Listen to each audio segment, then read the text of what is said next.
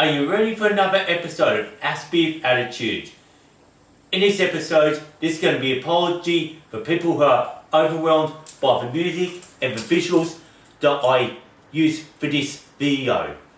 You'll learn that the music and the visuals just mean a lot to me because it's all part of my creative thought process.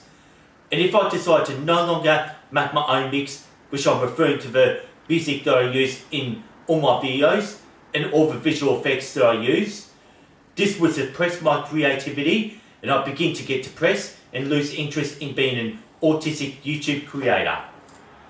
If I can't do anything creative with my life, this would make me feel depressed since creativity is stuck in my thought process. And in this video, I'll explain why the visuals and the sounds just mean so much to me from my Aspie Attitude YouTube channel. And I'm just gonna hope you just sit back and enjoy the ride.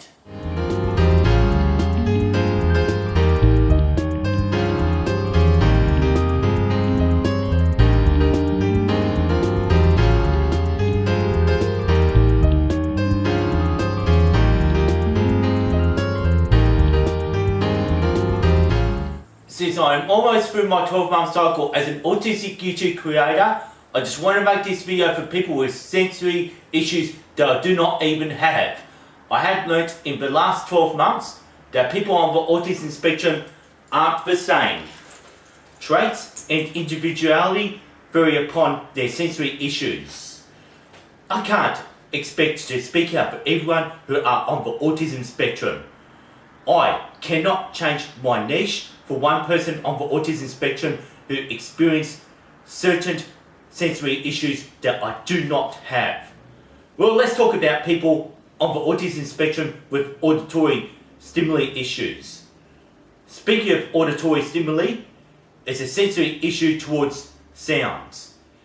It's most common that people on the autism spectrum are oversensitive to sharp sounds like the beeps on supermarket scanners or sounds of a 1957 Russian Sputnik satellite, which often gets rather irritating for those who are oversensitive to these sounds. And there are even longer sounds like emergency sirens, microphone feedbacks and car alarms that do overwhelm other people who are also on the spectrum, which they'll find rather irritating. However, though, I do not experience sensory overloads when sounds like this that's made to overwhelm other autistics who experience auditory stimuli, so these sounds just get above my head. It just happens that I had half a dozen complaints in the last 12 months from people who watched my videos ask me not to have the music at all. I thought that it's time to take the opportunity to explain why I insist on using the music in my videos. It is now part of my niche, and while I am talking in every episode, I always get the music as soft as possible to filter out any background noise outside my apartment window. I am living next to a busy road in a densely urban area, and I sometimes hear the traffic noise in the background when I am editing my YouTube videos. The only episodes that I don't have the background music is this episode and episode 46, since for episode 46 I did this in a forest where it's much more quiet because I did not have the traffic noise outside my apartment window. Well, in general, the music I use in my videos is created in my own mix, since I'll soon explain how I like to make music, something I've been doing since I was 21 years old, and I am very passionate in mixing beats. Well, it happens that I like to maintain this creativity and utilise this in my videos.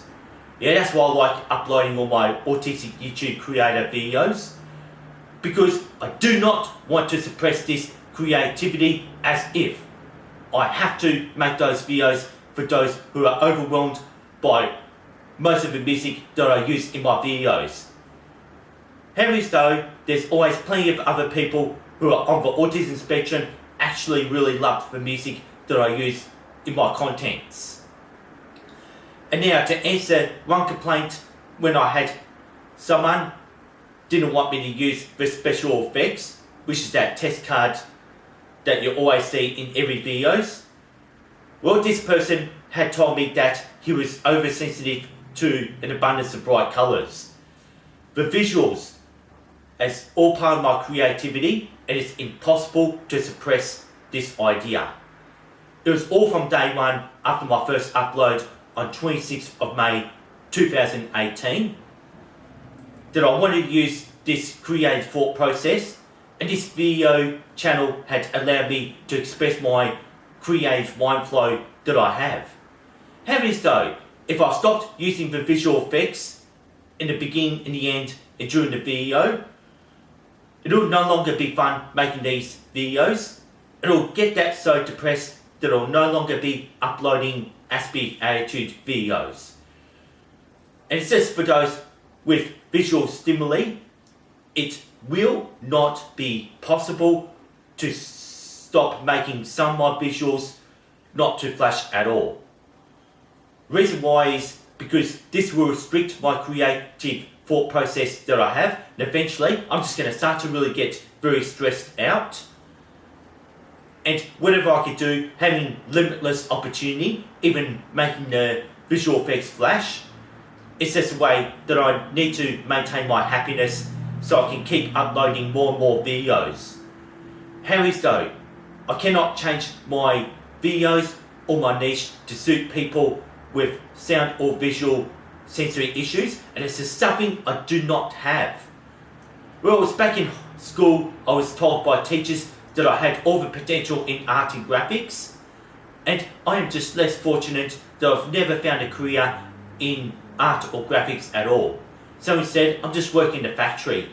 But at least I've got my YouTube channel that's allowed me to express my creativity that I can share with the world through the internet. So just have with these though, like, I want you to say, don't forget to subscribe to my YouTube channel. Well, you know what, time is just running out. And I just really like to sit back, and I hope you enjoyed the ride. And I'll use the one fidget spinner. I'd like to say, peace from Aspie Attitude. I hope you subscribe and keep up to date, and that should clear things up. Signing off.